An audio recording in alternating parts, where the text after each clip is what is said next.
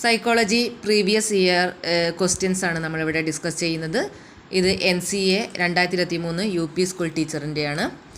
ഒന്നാമത്തെ ക്വസ്റ്റ്യൻ, ഭാഗങ്ങളുടെ ആകെ തുകയേക്കാൾ മെച്ചപ്പെട്ടതാണ് ഇതിൻ്റെ സമഗ്രത എന്ന് സിദ്ധാന്തിക്കുന്ന മനഃശാസ്ത്ര സമീപനം ഏതാണ്? സമഗ്രത എന്ന് പറയുമ്പോൾ തന്നെ നമുക്ക് മനസ്സിലാക്കാം അല്ലേ, ഏതാണ്?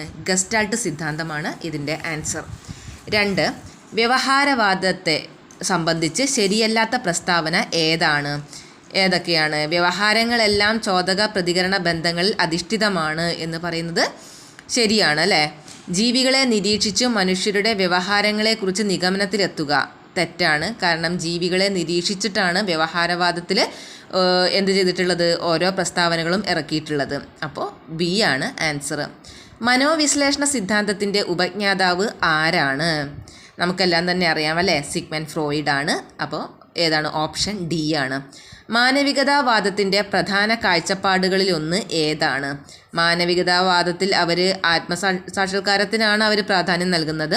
അപ്പോൾ ഇതിൽ കുട്ടിക്ക് സ്വയം അറിവ് നിർമ്മിക്കാനുള്ള കഴിവുണ്ട്, സമൂഹവുമായി ഇടപഴകിക്കൊണ്ട് അറിവ് നിർമ്മിക്കുന്നു, ആത്മസാക്ഷാത്കാരമാണ് മനുഷ്യ വ്യവഹാരങ്ങളുടെ പരമമായ ലക്ഷ്യം, മനുഷ്യരുടെ അബോധ മനസ്സിലാണ് മാനസിക യാഥാർത്ഥ്യങ്ങൾ കുടികൊള്ളുന്നത്. ഇതിലേതാണ്?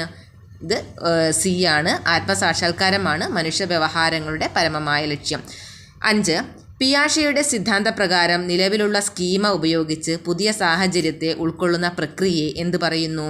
എന്താണ്? സ്വാംശീകരണം അഥവാ അസിമിലേഷൻ അല്ലേ. വിളംബിത ചാലക വികാസത്തിന് കാരണമല്ലാത്തത് ഏതാണ്? അനാരോഗ്യം, ന്യൂനബുദ്ധി, ശ്രദ്ധക്കുറവ്, അഭ്യാസക്കുറവ്. ഓപ്ഷൻ C ആണ് ശ്രദ്ധക്കുറവ്. തെറ്റായ പ്രസ്താവന ഏത്? വ്യക്തിയുടെ വിദ്യാഭ്യാസത്തിൽ പാരമ്പര്യവും പര്യാവരണവും ഒരുപോലെ സഹായിക്കുന്നു. B, പാരമ്പര്യമായ കഴിവുകൾ ഏതു പര്യാവരണത്തിലും വികാസം പ്രാപിക്കുന്നു. C, അനുകൂലമായ പര്യാവരണത്തിൽ പാരമ്പര്യമായ കഴിവുകൾ വികാസം പ്രാപിക്കുന്നു. D, പാരമ്പര്യം വികാസത്തിൻ്റെ അടിത്തറയും പര്യാവരണം അതിൻ്റെ ഘടനയുമാണ്. ഓപ്ഷൻ B ആണ് പാരമ്പര്യമായ കഴിവുകൾ ഏത് പര്യാവരണത്തിലും വികാസം പ്രാപിക്കുന്നു എന്നതാണ് തെറ്റായ പ്രസ്താവന.